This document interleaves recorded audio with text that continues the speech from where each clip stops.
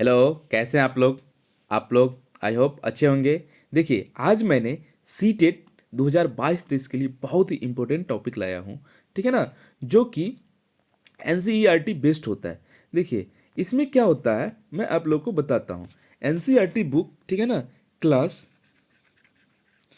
3, 4, 5 का NCERT book EVS का आप लोग पढ़ लीजिए, ठीक है ना। उनसे सीटेट में 100% 15 मार्क्स पूछता है, और 15 मार्क्स जो पूछता है वो पैडागोजी होता है, और मैं पैडागोजी भी करवा रहा हूँ, ठीक है। तो इसको आपको पढ़ने से यह होगा कि 15 मार्क का आपका कंफर्म है, इससे बाहर कुछ भी आने वाला नहीं है। और सीटेट के लिए जो भी इधर उधर का बुक पढ़ते रहते हैं, भटकते रहते हैं, उसके लिए बहुत ही हानिकारक होने वाले हैं। इसलिए आप लोग इसको एनसीईआरटी बुक को फॉलो करें और सीटेट में 100% उत्तीर्ण हो, ठीक है ना। तो देखिए, मैं टॉपिक वाइज जो जितने भी सारे कंटेंट हैं, मैंने एक एक करके एनसीईआरटी 3, 4, 5 का बुक का निचोड़ मैं इसमें लाया हूँ, तो आप लोग ध्यान से पढ़ेंगे, ठीक है ना। देखिए, निफेंथिस निफेंथिस नामक पौधा इंडोनेशिया, ऑस्ट्रेलिया और भारत के मेघालय में पाया जाता है। तो क्वेश्चन इस टाइप से पूछता है कि निफेंथिस भारत के किस राज्य में पाया जाता है, तो क्या हो जाएगा आंसर, भारत के मेघालय में पाया जाता है। यह पौधे कीड़े मकोड़े और छोटे जीवों का शिकार करता है। देखिए, यह जो देख रहे हैं आप पौधा, यह इस प्रकार का पौधा है, ठीक है ना। और इसमें क्या करते हैं, ये जो गोला देख रहे हैं, इसमें क्या करते हैं, जितने भी सारे कीड़े मकोड़े आते रहते हैं, इसमें वो क्या करते रहते हैं, फंसा लेते हैं, ठीक है ना। तो क्या करते हैं, कीड़े मकोड़े का शिकार करते रहते हैं। उसके बाद यह पौधा लंबे घड़े जैसा होता है, घड़े जैसा दिखता है, जिसके ऊपर पत्ती का ढक्कन लगा होता है, और इसमें खुशबू निकलती रहती है, जिसकी वजह से कीड़े मकोड़े उसके अंदर फंस जाते हैं। इससे क्या होता रहता है, खुशबू निकलते रहते हैं, लेकिन उसी के खुशबू के अब आधी चक्कर में आके क्या होते हैं, कीड़े मकोड़े इसमें फंस जाते हैं। नेफेंदिस पौधे को घटपर्णी पौधा भी कहा जाता है। क्वेश्चन ये भी पूछता है कि घटपर्णी पौधा किस पौधे को कहते हैं, ऑप्शन आपको दे देगा, नेफेंथिस, ठीक है ना, कमल, गुलाब, गेंदा। तो क्या हो जाएगा इसका सही आंसर, नेफेंथिस। क्या हो जाएगा, नेफेंथिस। चलते हम लोग आगे। देखिए, अब आ जाता है हाथी। अब क्या आ जाता है, हाथी। हाथी को पानी और कीचड़ खीलना बहुत पसंद है, ठीक है ना। इसे उसके शरीर को ठंडक मिलती है। तो क्वेश्चन पूछ देगा कि हाथी को, ठीक है ना, कि पानी क्यों पसंद है या कीचड़ क्यों पसंद है। तो क्यों इसलिए पसंद है, क्योंकि उसको क्या मिलती है, उसको ठंडक मिलती है, क्योंकि हाथी का जो चमड़ा होता है वो बहुत ही मोटा होता है। एक बड़ा हाथी दिन में 100 किलोग्राम से ज़्यादा पत्ती खाते हैं। देखिए, एक बड़ा हाथी दिन में कितना पत्ती खाते हैं, 100 किलोग्राम से ज़्यादा पत्ती खाते हैं। झाड़ियाँ, और झाड़ियाँ खा लेते हैं, ठीक है ना। और क्या खा लेते हैं, झाड़ियाँ खा लेते हैं। हाथी बहुत कम आराम करता है, एक दिन में केवल 2 से 4 घंटे आराम करते हैं। यह भी क्वेश्चन पूछता है कि हाथी एक दिन में कम से कम कितने घंटे आराम करते हैं, तो क्या आ जाएगा, 2 से 4 घंटा। झुंड में केवल हथनियाँ और बच्चे ही रहते हैं। झुंड में कौन रहते हैं, केवल हथनियाँ रहते हैं और बच्चे रहते हैं, नर हाथी नहीं रहेंगे। इस झुंड में, यहाँ पे झुंड करती है, 10 या 12 हाथनी और बाकी बच्चे होते हैं। एक झुंड में 10 12 क्या होंगे, हथनी होंगे, और बाकी क्या होंगे, बच्चे होंगे, ठीक है ना। चलते हैं हम लोग आगे, आप लोग इसका स्क्रीनशॉट लेते जाइएगा, ठीक है ना। अब आगे कर्णम मलेश्वरी। देखिए, ये वेट लिफ्टर है, आंध्र प्रदेश की रहने वाली है। तो क्वेश्चन इस स्टेप से पूछ देता है कि कर्णम मलेश्वरी किस राज्य से बिलोंग करती है, किस राज्य से रहने वाली है। तो क्या हो जाएगा, आंध्र प्रदेश। ये 130 किलोग्राम का भार उठा लेती है। क्वेश्चन ऐसे भी पूछता है वह कितना किलोग्राम का भार उठाती है, तो 130 किलोग्राम का। भारत के बाहर इन्होंने 29 मेडल जीते हैं।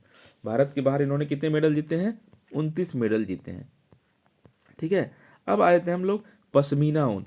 सीटेट में तो इससे एक नंबर हर बार पूछता है, पश्मीना ऊन के बारे में हर बार पूछता है। देखिए, पश्मीना शाल चंगपा लोगों द्वारा पाली गई बकरियों के बालों से बनती है। तो पूछ दें कि पश्मीना ऊन किसके बालों से बनती है, ऑप्शन दे, खरगोश के बाल से, भेड़ के बाल से, बकरियों के बाल से, ठीक है ना, या हिरन के बाल से। तो यहाँ पे किसके बाल से हो जाएगा, बकरियों के बाल से। ठंड में टेम्परेचर 0 डिग्री सेल्सियस से 40 डिग्री, -40 डिग्री सेल्सियस तक चला जाता है। इनका बाल इतना पतला होता है कि इनके 6 बाल हमारे एक बाल के बराबर होंगे। इनका 6 बाल हमारे एक बाल के बराबर होंगे। देखिए, मेरा बाल इतना मोटा है कि मेरा, ठीक है ना, एक बाल और उस पश्मीना ऊन जो बनता है उस बकरी का 6 गो बाल के बराबर होगा। ठीक है ना, यह भी क्वेश्चन पूछ देता है कि पश्मीना ऊन का एक बाल मनुष्य के कितने बालों के बराबर होती है। तो ऑप्शन दे देगा 4 बाल, 5 बाल, 6 बाल या 7 बाल। तो कितने बाल के बराबर? 6 बाल के बराबर होती है। यह साल हाथ से बनाए जाते हैं। लगभग 250 घंटे की बुनाई के बाद एक प्लेन साल बनता है। ठीक है ना, कितना घंटा यह साल बनाने में, यह भी क्वेश्चन पूछ देता है कि एक पश्मीना साल बनाने में कितने घंटे की समय लगती है। तो 250 घंटे की समय लगती है। ठीक है ना, उसके बाद यह प्लेन साल बनता है और एक पश्मीना साल 6 स्वेटर जितना गर्म होता है। देखिए, जितना आप 6 स्वेटर पहन लीजिएगा, ठीक है ना, और अगर एक पश्मीना साल आप ओढ़ लेते हैं तो 6 स्वेटर के बराबर हो जाएगा। कितना स्वेटर? 6 स्वेटर के बराबर एक पश्मीना साल होता है। इसलिए पश्मीना साल बहुत ही महंगा मिलता है। 4,000, 5,000, 6,000 में एक पश्मीना साल आपको मिलेगा। ठीक है ना, चलते हैं हम लोग आगे। देखिए, अब आ गया लिंगहू फेन। सांप के मांस से बनाया जाने वाला एक पकवान है। बोल देगा कि लिंगहू फेन। लिंगहू फेन क्या है? तो यह एक प्रकार का पकवान है। ठीक है ना, यह किससे बनाया जाता है? तो यह सांप के मांस से बनाया जाता है। किससे बनाया जाता है? सांप के मांस से बनाया जाता है, जिसे हांगकांग में खाया जाता है। जिसे कहाँ खाया जाता है?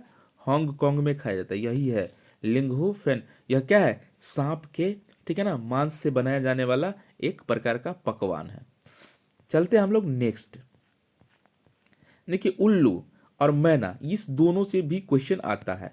उल्लू अपनी गर्दन पीछे तक घुमा सकता है। ठीक है ना, उल्लू अपनी गर्दन पीछे तक घुमा सकता है, लेकिन मैना झटके से अपनी गर्दन आगे पीछे कर सकता है। क्वेश्चन आ जाए कि झटके से आगे पीछे अपनी गर्दन कौन करता है? तो मैना। लेकिन डायरेक्टिव पूछे क्वेश्चन कि ऐसा कौन सा पक्षी है जो अपना गर्दन पीछे तक घुमा सकता है? तो वहां आ जाएगा उल्लू। वहां क्या आ जाएगा? उल्लू।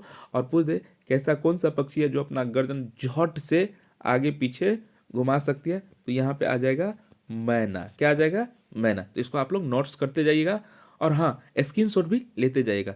अगर आप लोग को मेरे चैनल से नहीं जुड़े हैं, जो नए हैं, तो वो मेरे यूट्यूब चैनल से जुड़े। मेरा टेलीग्राम चैनल है SK teacher academy, SK teacher academy, उसमें जुड़े। उसमें मैं नोट्स प्रोवाइड करवाते रहता हूँ। ठीक है ना, उस नोट्स का कोई फ़ी नहीं देना होता है।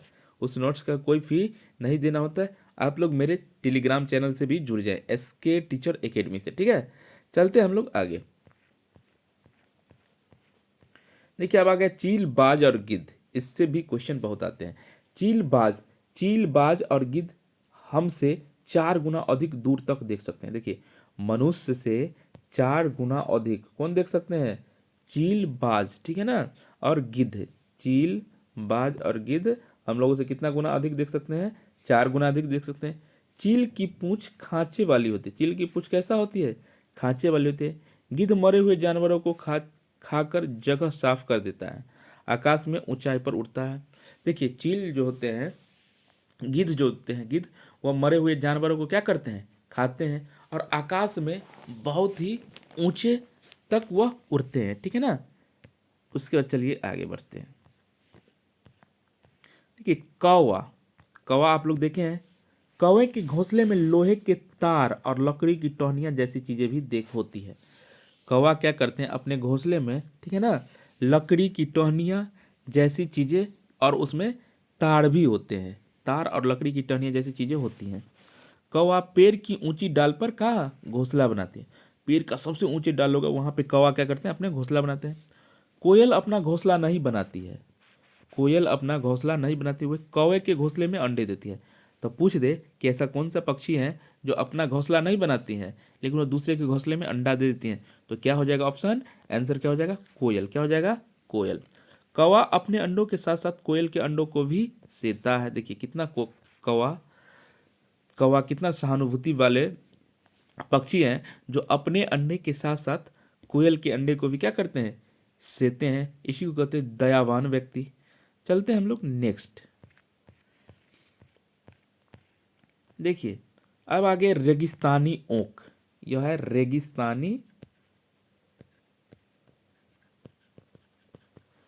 रेगिस्तानी ओक। इसके बारे में हम लोग पढ़े थे।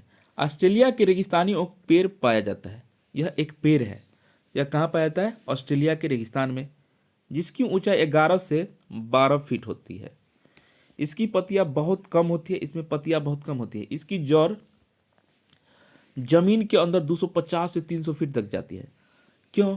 क्योंकि रेगिस्तानी इलाके में पानी बहुत ही कम पाया जाता है, इसलिए पानी की तलाश करने के लिए जल इतनी गहराई तक चली जाती है। जब तक पानी तक ना पहुंच पाए, यह पानी पेड़ के तने में जमा होता रहता है। जब कभी इस इलाके में पानी नहीं होता है या पानी की कमी पड़ जाती है, तो वहाँ लोग इसके तने के अंदर पतला पाइप लगाकर पानी निकाल लेते। देखिए, यह जो रेगिस्तानी ओक पौधा है, यह क्या करता है, इसका जड़ 250 से 350 फीट अंदर चले जाते हैं और वहाँ से क्या करते हैं, यह पानी अपने तना में, इसका जो तना देख रहे हैं, इस सब में क्या करते हैं, पानी एकत्रित कर लेते हैं। और जब वहाँ के लोगों को पानी की आवश्यकता पड़ती है, तो इनके तने में पतली पाइप लगाकर पानी को क्या करते हैं, खींच लेते हैं। ठीक है, चलते हैं हम लोग आगे। क्वेश्चन उससे पूछता है, ऐसा कौन सा, ठीक है ना, पौधा है जिसका जड़ 250 से 350 फीट अंदर तक जाते हैं, तो क्या होगा, रेगिस्तानी ओक। अब देखिए, सब्जियां, हरी मिर्च, टमाटर, आलू, यह साउथ अमेरिका से आया। यह कहाँ से आया, साउथ अमेरिका मतलब दक्षिण अमेरिका से आया। गोभी और मटर यूरोप से आई। गोभी और मटर कहाँ से आई, यूरोप से आई।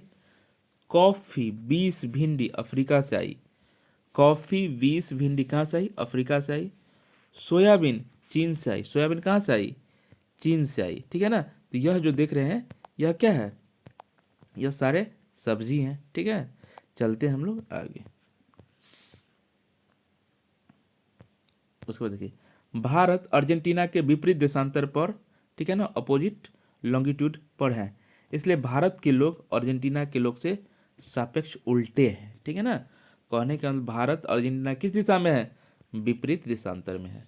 ठीक है ना, चलिए, चमकता सितारा गर्ल, गर्ल स्टार, सूरजमणि, सूरजमणि एक चमकता सितारा है। चमकते सितारे उन साधारण लड़कियों और साधारण कहानियां हैं, असाधारण कहानियां जिन्होंने स्कूल जाकर अपनी जिंदगी बदल ली। यह वही लड़की है जिन्होंने स्कूल में जाके, सूरजमणि, अपना जिंदगी को बदल ली। ठीक है ना, उसके बाद देखिए, सूरजमणि चाहती थी कि लोग त्योहार पर अपने गीत गानों को गाए, उन्हें भूले ना और अपने पहनावे को चाव से पहने। जड़ी बूटियों को समझ और बांस की चीज़ों बनाने की कला बच्चे भी सीखे। ये जो सूरजमणि थी, वह चाहती थी कि जड़ी बूटी की समझ सभी को हो, ठीक है ना, बांस की चीज़ बनाने की कला सब बच्चे में हो या सीखे। सूरजमणि 21 साल की थी। उसने बासवी दीदी और कई लोगों की मदद से एक केंद्र खोला। उसने इस जगह का नाम रखा तोरांग। उन्होंने इस जगह का नाम क्या रखा, तोरांग। और कुडुक भाषा में तोरांग का मतलब होता है जंगल। क्वेश्चन सीटेट ने बहुत बार पूछा है, सीटेट ने बहुत बार पूछा है कि तोरांग का मतलब क्या होता है। इसको आप लोग नोट्स कर लीजिएगा। तोरांग का मतलब क्या होता है, तो जंगल होता है। ठीक है ना, और यह पूछते कि तोरांग किस भाषा का शब्द है, तो कुडुक भाषा का। तोरांग किस भाषा का शब्द है, तो कुडुक भाषा का शब्द है। ठीक है, चलते हैं हम लोग नेक्स्ट पे। देखिए, अब आ गया गोलकुंडा। गोलकुंडा फोर्ट हैदराबाद में है।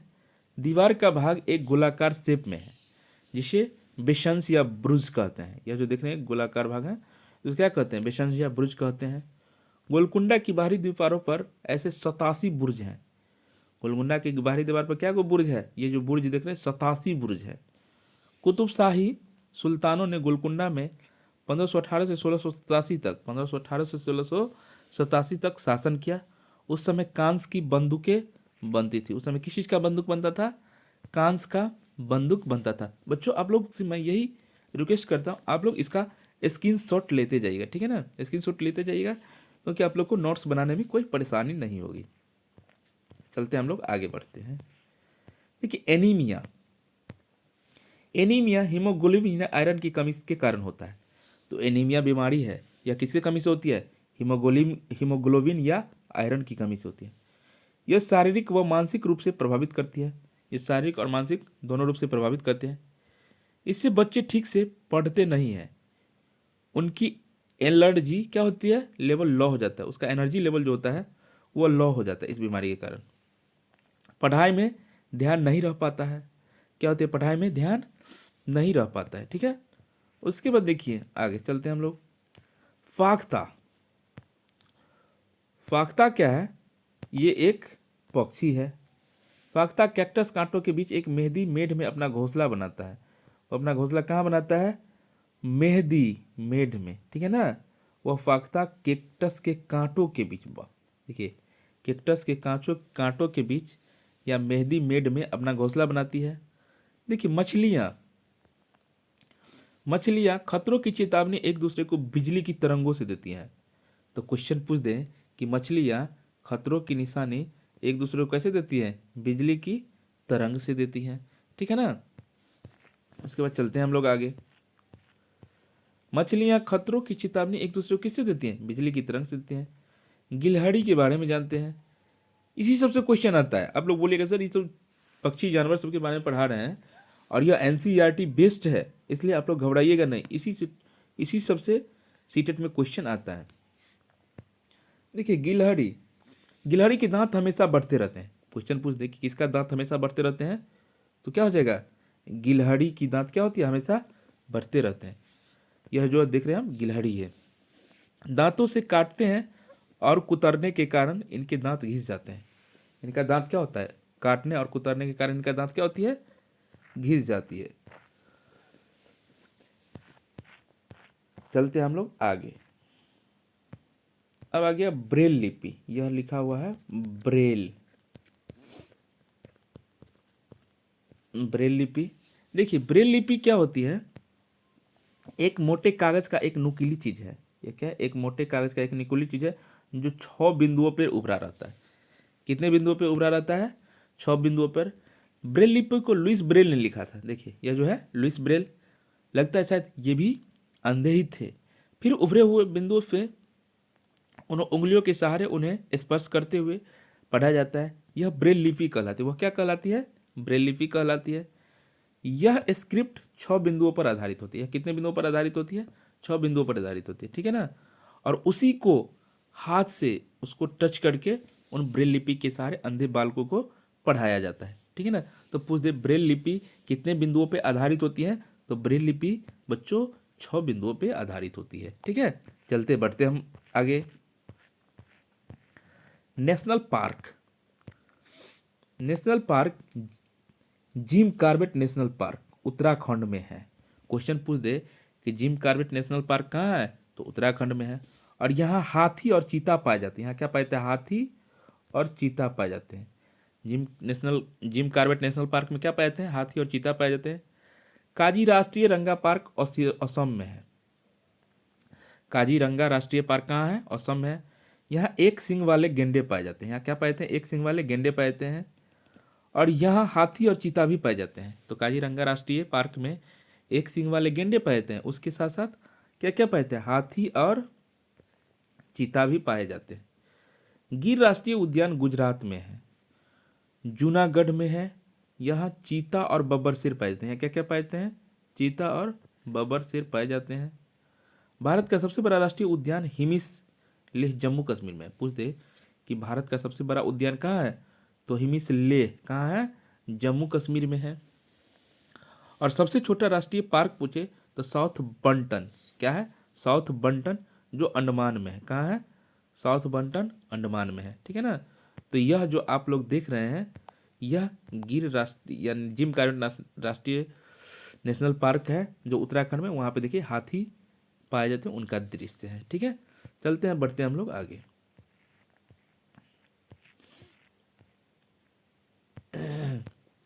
समुद्र तट, भारत का पश्चिमी समुद्र तट अरब सागर, भारत का पश्चिमी समुद्र तट जो देख रहे हैं वह क्या है, अरब सागर के रूप में जाना जाता है।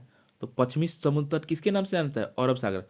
तो इस टाइप से क्वेश्चन पूछता है कि भारत के पश्चिमी समुद्र तट के किनारे, ठीक है ना, कौन कौन से राज्य पाए जाते हैं, तो कौन कौन से होगा, महाराष्ट्र, गुजरात, कर्नाटक, केरल, गोवा।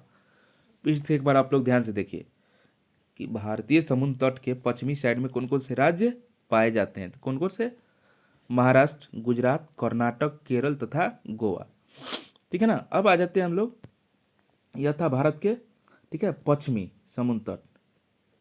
अब आते हैं भारत के पूर्वी समुद्र तट। भारत के पूर्वी समुद्र तट जो बंगाल की खाड़ी, ठीक है ना, जो बंगाल की खाड़ी में के रूप में जाना जाता है, जिसके पश्चिमी किनारे पश्चिम बंगाल, पश्चिमी किनारे पश्चिम बंगाल, आंध्र प्रदेश, तमिलनाडु, ओडिशा राज्य स्थित है। फिर से देखिए, समुद्र तट के पश्चिमी किनारे में आपको हो गया महाराष्ट्र, गुजरात, कर्नाटक, केरल तथा गोवा। और भारत के पूर्वी तट जो समुद्र से सटे राज्य हैं वो पश्चिम बंगाल, आंध्र प्रदेश, तमिलनाडु, ओडिशा राज्य स्थित है। ठीक है ना। चलते हम लोग आगे बढ़ते हैं। तो कहने का मतलब आज आप लोग के लिए यह जो लाए थे मैं एनसीईआरटी, क्या था, एनसीईआरटी बुक का निचोड़ था।